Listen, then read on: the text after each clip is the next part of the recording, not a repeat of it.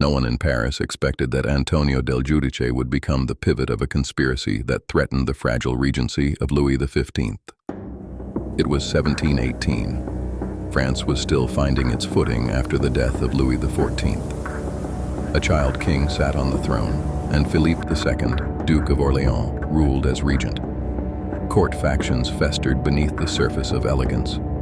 Between the salons and private apartments of the Faubourg Saint-Germain, old loyalties and new grudges braided into something far more dangerous. At the center of it stood the Spanish ambassador, the Prince of Cellamare, a diplomat with orders from Madrid and a hunger for influence. Spain's young Bourbon king, Philip V, saw opportunity in France's instability.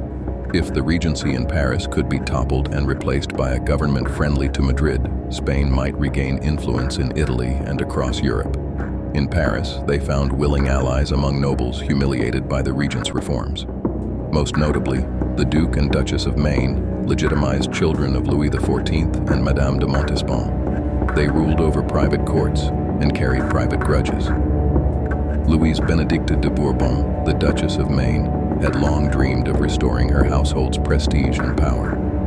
But this plot was not crude or reckless. It unfolded like a courtroom drama written in whispers, letters, and cipher.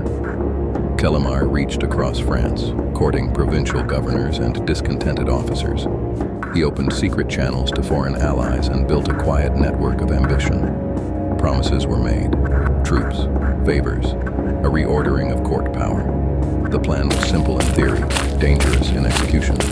Replace the regent with a government loyal to Philip V, a silent transfer of influence from Paris to Madrid. Diplomacy became sedition, but the regent was not blind. His chief minister, Guillaume Dubois, ran a sharp and unforgiving intelligence network. Mail was intercepted. Servants were turned. Every whisper was weighed for meaning. And slowly, the conspiracy began to unravel. Then came the breakthrough. A cache of letters intercepted, decoded, and delivered to Dubois' desk. Orders from Spain. Instructions passed through coded channels. Names of French nobles willing to act. The evidence was undeniable. The response was immediate. In December 1718, the regent struck. Swiftly, precisely.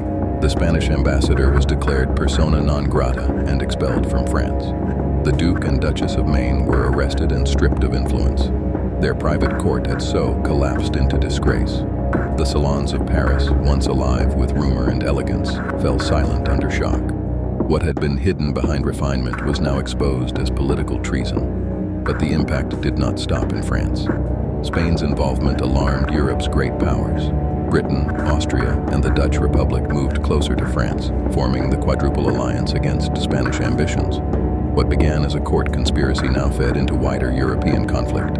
Spanish campaigns in Italy and the Mediterranean faltered under diplomatic and military pressure. The failure of the plot hardened the regent's rule. Surveillance increased, control tightened. Trust within the court began to erode. Paris changed in tone, not outwardly, but beneath the surface. Behind every smile, calculation. Behind every conversation, suspicion. For Spain, it was a costly miscalculation. For the French conspirators, a ruinous gamble. For Europe, it was a warning. That power no longer lived only in palaces and armies. It moved through salons, letters, and private alliances, and it could be disrupted from within. The Cellamare plot ultimately failed because it underestimated the reach of intelligence and the fragility of foreign promises. But its shock did not fade quickly. It reshaped alliances. It justified stronger surveillance. It blurred the line between diplomacy and conspiracy. And it reminded Europe how fragile power truly was in an age of hidden networks. In the end, the Prince of Cellamare was expelled. The conspiracy collapsed, but its echoes remained across the continent. A quiet plot, a sudden unmasking, and a lasting reminder that in the world of kings and courts, even whispers could become revolution.